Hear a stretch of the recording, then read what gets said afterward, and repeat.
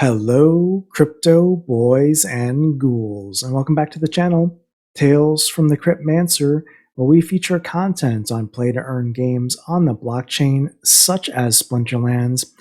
And in today's video, I wanted to continue our series on card watching, going into episode 3 here, talking about cards that you might want to be aware of on the marketplace and potentially keep an eye on for opportunities to add to your collection, either to build your deck or look at potential card appreciation in the future.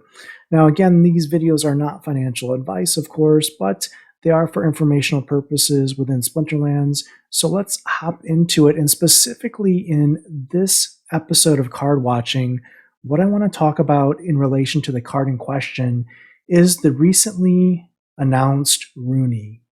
Now, specifically with the Rune here, this is an excellent card. It's going to be a legendary maxed out card that's going to be available for whitelist here soon. And it's also going to be available for purchase on the Ethereum network.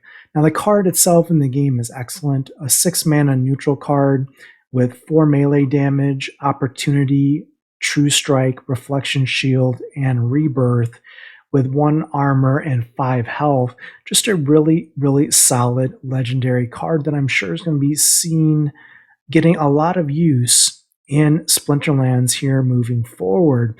But what I wanted to do today is compare this card to another card that, well, you might use on a daily basis, but not really recognize how versatile and how useful the card in question is compared to this legendary card, the Rune Me, which is going to be seeing a lot of use here shortly.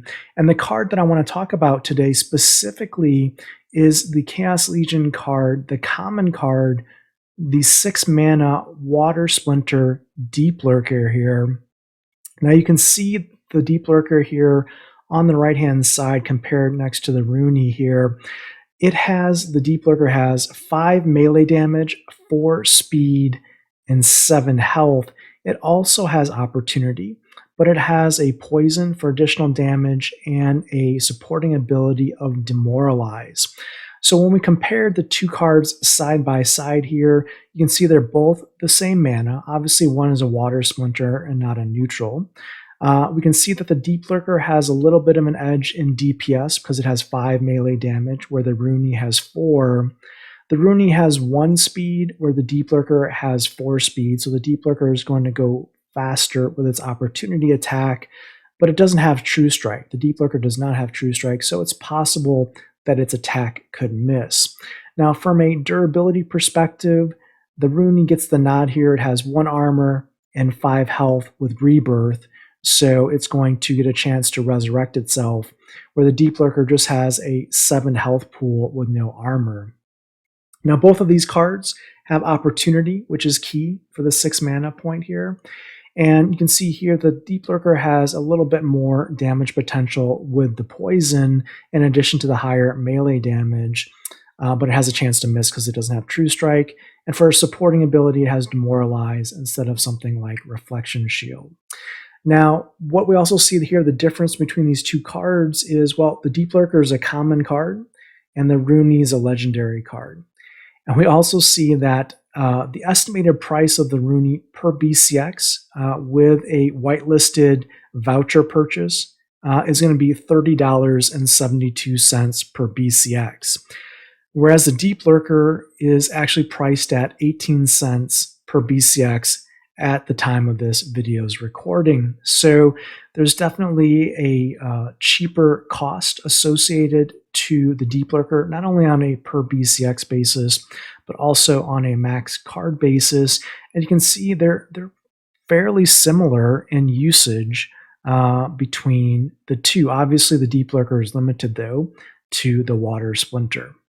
Now, I also want to show you, for comparative purposes, other cards that this Deep Lurker, the card that you should be watching, may be similar to, and those prices and circulations. So the first one is a Fire Splinter card. It is the Serpentine Spy at 3 mana. It has 4 melee damage, 6 speed, 3 health, again with opportunity and poison at the max level. Now this card is selling for $2.51 per BCX. It is also a common card, so also would require 400 copies. And you can see here that the circulation of the Serpentine Spy is roughly 24,705, whereas a Deep Lurker, being a Chaos Legion card, has more circulation at 188,929 currently. There will be more printed as Chaos Legion packs are sold. Now another card that is similar in stats and function to the Deep Lurker is a legendary card similar to the Rune, in that this card is legendary and it's a 7 mana card. It's a Dragon Jumper, 5 melee damage, 5 speed, 7 health.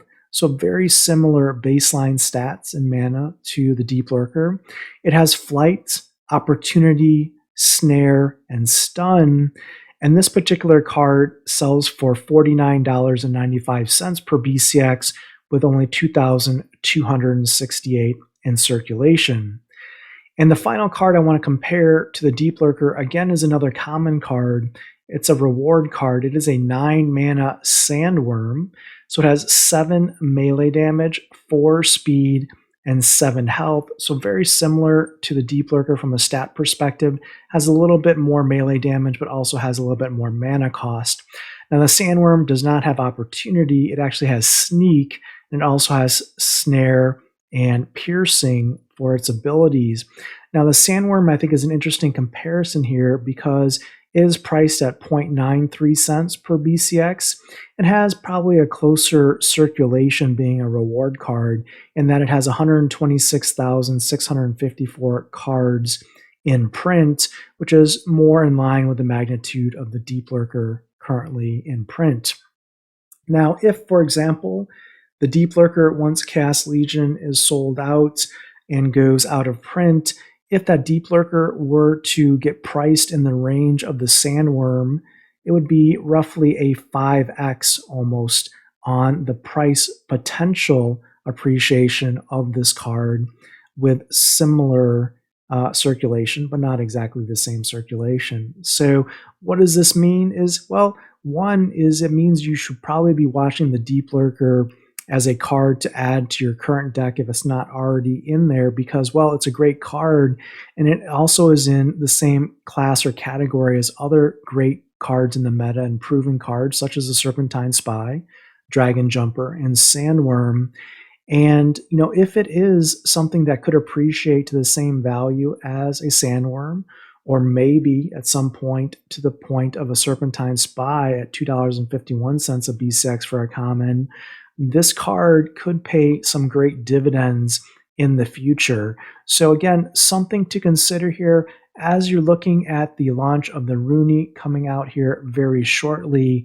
Again, a card that we may sleep on and may not really understand its value and its worth here in the game is the Deep Lurker, a common card, similar stats to a legendary card that's going to be released at a much higher cost.